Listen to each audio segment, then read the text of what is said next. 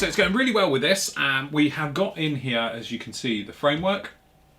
We've put this one in. It needs a little bit of a tidy up because we've used super glue around here and a bit of kicker, but that's something you can do with a little bit of debonder. That's no problem at all. And we've got this guy over here, which is the battery bay, and as you can see, it is glued in the front just like that. So that one's in. So what we can actually do is put this compartment in. Now this has got like the circuit breakers all the way down here for the pre-flight and everything else like that. So we're going to have this one open both sides, okay, which are going to go into this bay. Now there is a small little cutout at the bottom, but it didn't fit exactly brilliantly with this little guy. Now this is a little bit of a ribbing because this is sunk in, but you can chisel away a little bit of it so this fits in a lot better. And this is as simple as a drop-in fit, just like that. So it needs all squaring up and all the rest of it. But again, the nice thing about this is it fits very nicely. There's no real problem with it. It's got quite a nice curve and everything. So what we're going to do, I'm just going to come along a little bit of super glue. Just around the outside, down on the inside, okay, like that. And then the same thing. Now this is a sort of a medium super glue, so it's not going to grip and just set instantly. So we can roughly work it out in there. And then what we're doing is looking for the tops, the sides, and everything. So it's all going to literally fit in to exactly where we want it to be. Okay, that actually is pretty much it. So that's going to look pretty nice down in there, literally just like that. So I'm just looking at the references to see where it's going to be. So you see this little circle one down here. See, it's hidden. Actually, it's not. So it wants to come across to there more. Okay, so again, checking the heights and the bottoms to make sure they're all lined up, and that is exactly how it's going to fit in there like that. So what we'll do is, once we're happy that it's in the right position and it doesn't move, we'll flip it over and we're just going to knock it with a little bit of kicker. Okay. Now if you're using super glue and all the rest of it, it's really handy to have, he's looking for his immediately, a bottle of this around. Now this is debonder. What that does is basically break down super glue. So if you did glue it in the wrong position, you give this a little bit of a squirt around it and you'll be in a situation where you can maneuver it and clean up any problems. Now even with kicker on, as you can see with this, it's still manoeuvring around a little bit, but I'm quite happy with how that is. Okay, so what we're going to do is just going to come in, just going to put a drop on each side. Okay. And we'll let the capillary action go around. Again, with kicker, it thins the glue and it'll just track all the way around and everything else like that. Give it a bit of a blow. Now kicker isn't a magical property, because what happens is it's still wet, okay? Until it's completely gone, dried through, it'll still be wet and everything else like that. So don't just flip this over, because what will happen is the glue will run off and it'll be drying and you end up with like stalactites or stalagmites, whatever it is, you know? But the thing is, when you're using any type of kicker, you'll probably notice down here you get this white chalkiness marks coming around it. That's why you don't use it if you want it to dry crystal clear. If you want it to dry crystal clear, you just let it dry naturally and it will dry like a hard resin, no problem at all. If you get super glue and it has that chalky crystal, it looks like it's fractured inside, that's because you used a kicker, and because it's a chemical reaction, the actual reaction is like cracking on itself as it's contracting and expanding and everything else like that. So this is why you can use it in something like this that isn't seen, but if it's an area that's seen, just do not use kicker and you'll be fine. You've still got to worry about fogging a little bit, but generally we're all okay, and that's looking all very nice down in there. But as you can see, this is that crustiness we were talking about, you can see down there now. But there we go, that is in. Okay, so that is on there very, very nicely like that. So we've got the battery compartment done and we've got those done. So they are the main areas where we're going to be looking at. Obviously we're going to have the engine open, that's going to be another focal point to this particular one. But generally what we're trying to do is just get everything in now, all the dirty jobs, all the horrible jobs and everything else like that. As soon as that's in, we'll have no problem with it at all, okay? So what we need to actually do is get the gun done. Now the gun parts are all over there cleaned up. What we're going to do is bring them over here, we'll put the gun together, we've got to wait for it. a little bit of weight to go down on the inside of the gun, everything else like that. But what we're going to do, because obviously we're making a nice build, we're going to put it together, but also we're going to paint it, we're going to weather it, do all the bits and pieces to it. And then what we can do is we can paint the inside of all of this, get it all nicely done. We're then going to paint up the cockpit completely, that entire section, everything else like that. We can even put primer coats into here. A lot of this will be done by hand afterwards, but we can do that now, get all those painted up, so when it does come together, it's all done. Okay, so now it's time to work on the gun. Now, for the moment, I've used this, which is just ballast. To be honest, it's a little bit of a waste of money, but what it does, it is shaped perfectly to fit inside the ammo container on the A10, which gives you nose weight. Now, the instructions do call out for it somewhere. Yeah, 80 grams of ballast, and that feels about like 80 grams to me. And obviously, it's a little bit further forward, but obviously you could put anything you like a little bit further down the back if you wanted to. Now, the GAU 8, let's face it, this is what this aircraft is all about. As you can see down here, we've got some lovely pictures of it down here and some great reference shots. Feel free to pause it so you can see. Okay, so there we go. That is what we are doing. Now, the way this is going to go together, pretty straightforward, but for making painting easy of the drum, obviously it's like an aluminium drum, but it's black at each end, and then it's aluminium again at the far end. So actually what we'll do is we'll paint the drum center and the end in aluminium, and then we'll paint the black, and then we can put it together because it goes together all as separate pieces, which is quite straightforward. The rest of it, to be honest, is iron color.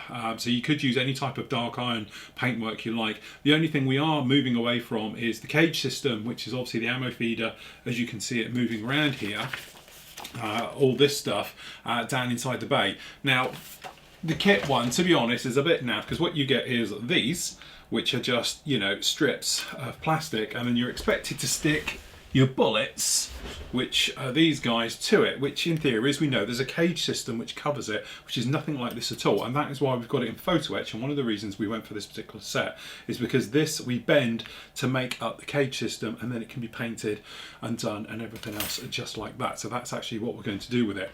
The gun itself we've put together, and literally I've just glued it, so it's got time to go off. It's quite tricky. So what I ended up doing is getting one of my tools, these guys, poked it down inside it, wrapped it all around the outside of it up here, then we glued it, and that was a lot easier, because just trying to shuffle them all into position can be a little bit of a pain. We've got a beautiful photo etch, which is around here somewhere, barrel for the end of it, but that'll be one of the last things that are going to go on, because I don't want to get damaged or anything else like that. So for the moment we'll probably just use a kit part, or to be honest, we have got in here a resin one from one of the sets we've got. So we've actually got the barrel just down on here, which to be honest is pretty horrible and not very nice, because you need to drill it all out and anyway, but it gives you a start. So if you want to do temporarily, you could then fit it to it.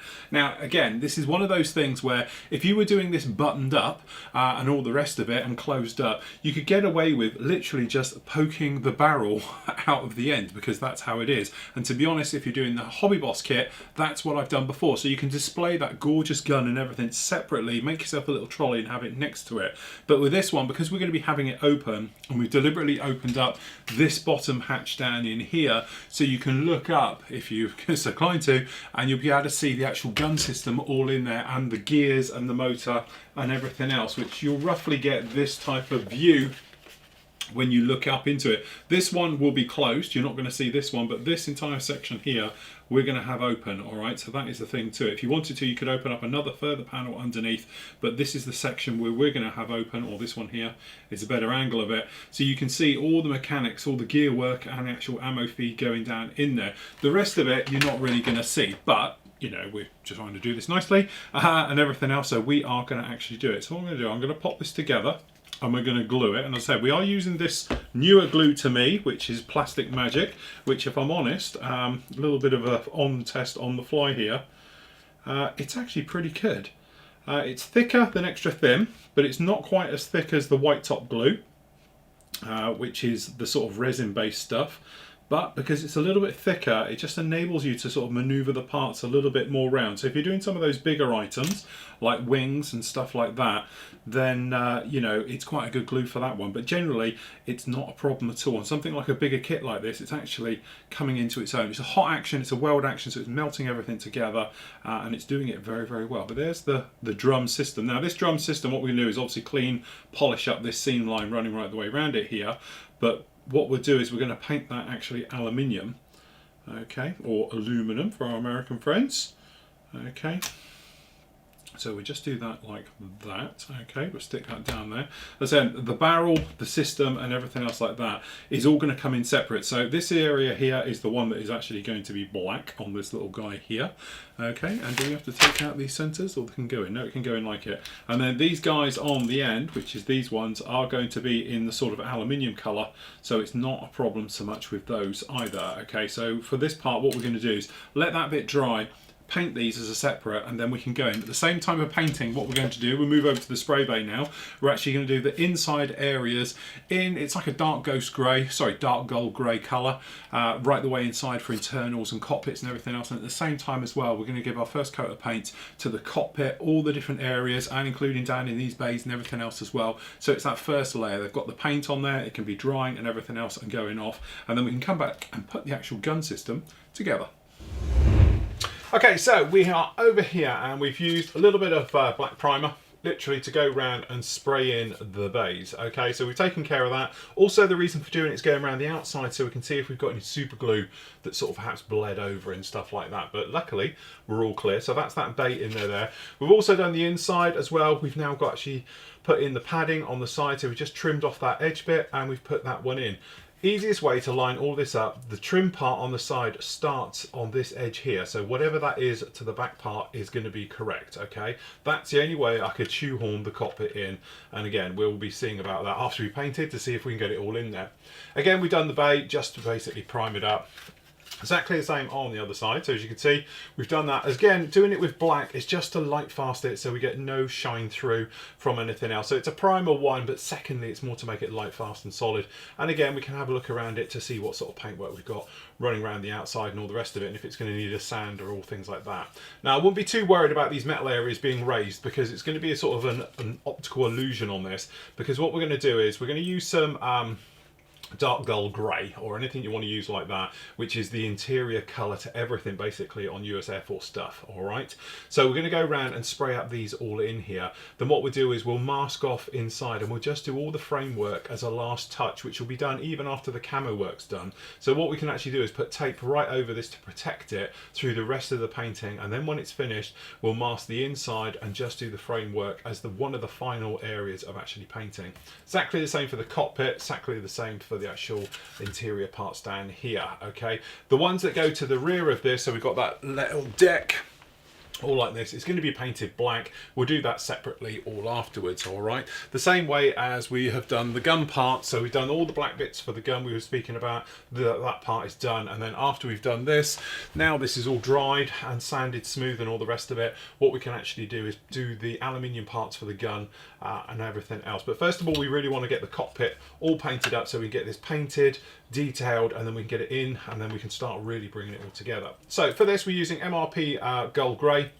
Any type of dark gold grey will do for this. Technically I always think it looks a little bit dark. I always think neutral grey looks perhaps a little bit closer to what we would be after in reality, but you know, we're trying to keep this all in line and everything else. It just depends on how far you're going to be going with it. Are you going to be doing weathering perhaps? If you're going to be using a lot of dark washes, things like that, then perhaps you want to think about going with a lighter coat, so that way when it darkens up slightly you're not going to have a problem. So we're just blowing that through. Okay, lock the trigger off so I've got half pull so we don't end up wasting paint. Okay, so we're just going to draw a bit of this up. We're going to need a little bit in here. Okay, this is one of those colours as well. It's a bit weird because in the bottle it looks very dark, but actually you start to get it in the colour cup and everything else like that, it does lighten up a bit. Now what we're going to do is pop the lid on this guy. Okay, and we'll start down here in the cockpit type of area. So it's really just this padding, the rest of it we're not going to see. So we'll just check our flow. Happy with that. Okay, all we're going to do, that pressure is way too high. Easiest way to work with MRP paints, if you've never used it before, turn off your air pressure. I've got a Mac valve down in here which makes things a lot more easier. Okay, turn it off to nothing, let it out, and then listen to your paint. When it sounds like it's quite smooth and no problem, you can go for it. Okay, so we're just going to do around the cockpit now. Obviously we've got to repaint this and take care of a lot of the parts. What I want to do is just get it all painted in here. Then we're going to go around and hand paint because there's a handful of little tiny areas which are in the grey, but they're quite fiddly to get to, so it's easier to paint the black in than what it is going to be to paint the grey in. And again, we want it to not totally cover, so we want it nice and dark and solid, but again, using the black is a way of making everything a nice solid colour. Alright, so we just do it in here. And we're going to do inside the wheel well as well, because that is grey, being US Air Force. So again, you can see this doesn't cover like an acrylic. It takes a little while just to build up, but when it does, you have no problem at all. Okay, as soon as you get a couple of coats down, it's great, it dries nice and smooth. Okay, we're just going to come out through this padding, making sure we're all in there. It's going to have a wash, it's going to have a dry brush, it's going to have lots of different bits and pieces. Alright, so I'm just going to hit the extractor and carry on.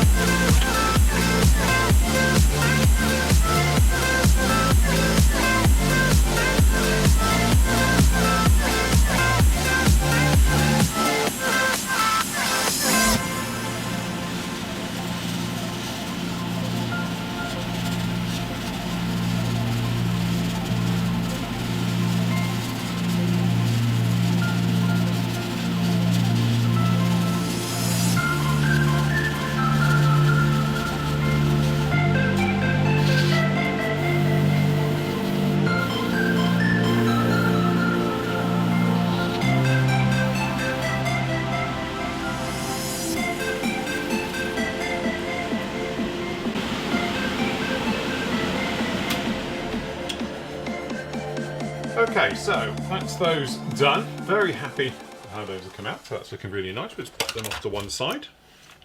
Okay, so we've done that seat. I've got a couple of bits of damage on that seat we're going to have to deal with. Those are done. Cockpit areas are all done, so we'll just move those nicely up the other end as well. Okay, so next up we need to do the drum. Now the drum is a little bit of a handful because it weighs a ton, purely because it's got all that weight in there. So we want to do this in an aluminium, so we don't want anything too shiny, we don't want anything too bright or anything else like that, so that's why we're going to use the Dural aluminium, and we're going to do the end plates as well with it, so then that way it should all come together very, very nicely. Okay, the rest of it is all going to be like a steel colour, going to be quite a dark iron right the way through. Okay, so we're just making sure good pigment mix down the bottom, making sure you've got all the bits up. Okay, get those all in. And to be honest, I'm not even going to change the colour cup in here. It will just go one on top of the other, being a lacquer, it's quite happy to do that. Okay, so we just pop that in there. Lids on. Always put your lids on. These bottles have a nasty habit of falling over on you, as I had found out the other day. Okay, let me just clean off the excess that was spilled down the side of the colour cup. And so the grey mixing into aluminium won't hurt at all. That'd be quite nice actually. Locking off the trigger again. Okay, and what we'll do is a couple of cocktail sticks just to hold these into position. Okay, one each way. Okay, so these are the ends, and then there's obviously further parts on with these, but this is the drum section. This is technically the bottom. This is the side you're going to see, okay, right the way round. So although you can't see this seam down here, that's why we didn't worry about it. The top one you're not going to see either because it's going to be completely buried, but you know what it is. It's one of those things. As modelers, we do a lot of things that you'll never see, but we know they're all there, okay. So we just do this guy. And again, we don't have to worry about totally on the ends of it. But this is all about that nice little light coat being pushed up. We can probably come in a little bit heavier. Okay, just building it up.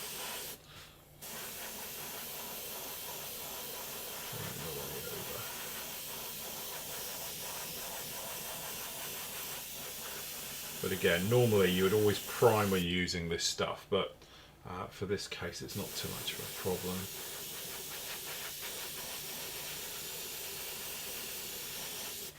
Okay. You can probably catch it in the light. You can see where we didn't polish the plastic, so it looks a bit rubbishy. But as I say, you're not going to see it. It's going to be covered anyway. So this is really just for an effect rather than a lasting impression, if that makes sense. Just doing a heavy blast.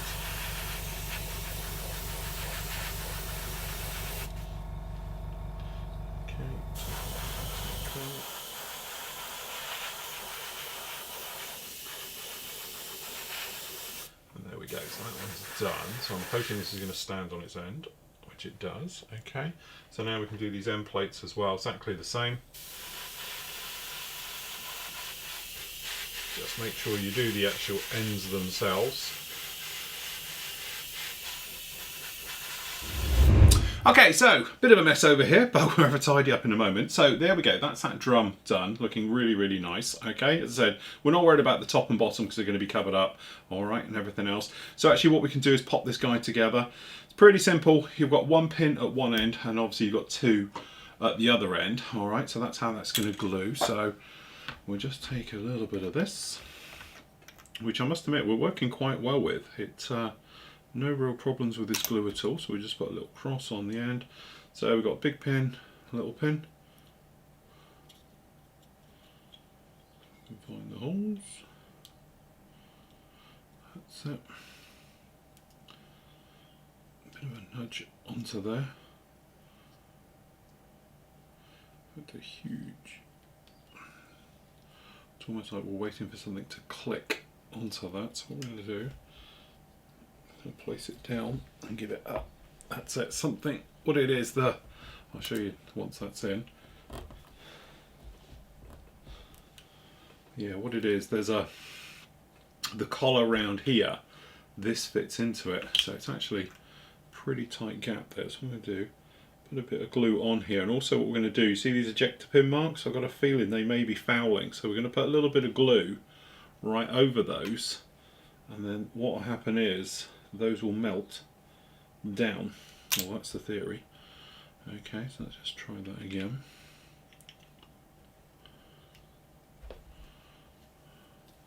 That's got it. Okay, so that's one end on.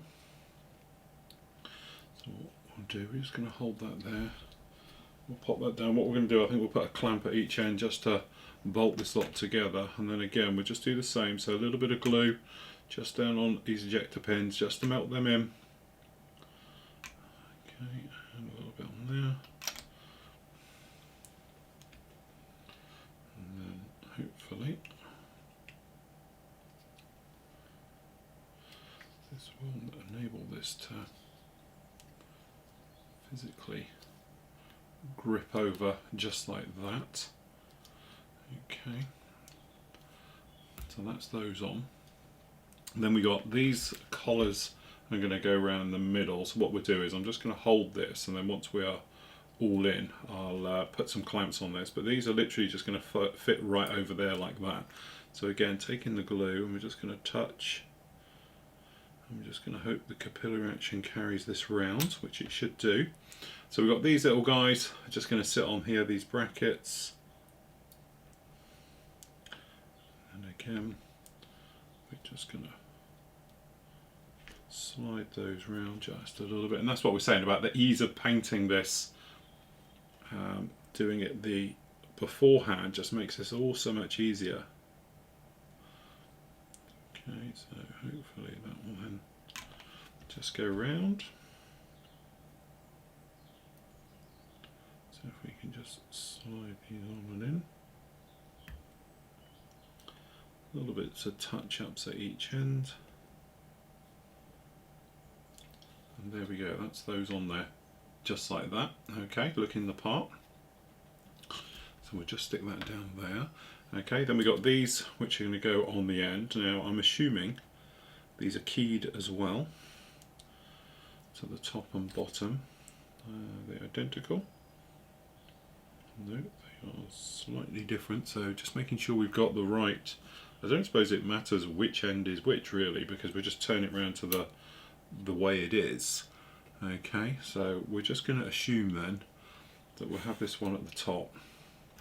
So again, what we'll do is we're just going to glue just then on those ejector pins. Okay, so we have it sort of that way I'm thinking, and then can only go, one would assume, I'm pretty sure that's the other end, you know, because there's a small hole in here, that's what I'm thinking. So what I'm going to go with is this motion. Okay, we're going to do that, and then we're going to do that. Then hopefully this will just stick in at the end. Bit of a click. Okay, so one on, and to the other end. Do the same again. Bit of glue. Okay. And again, it can only go one way because of this key system.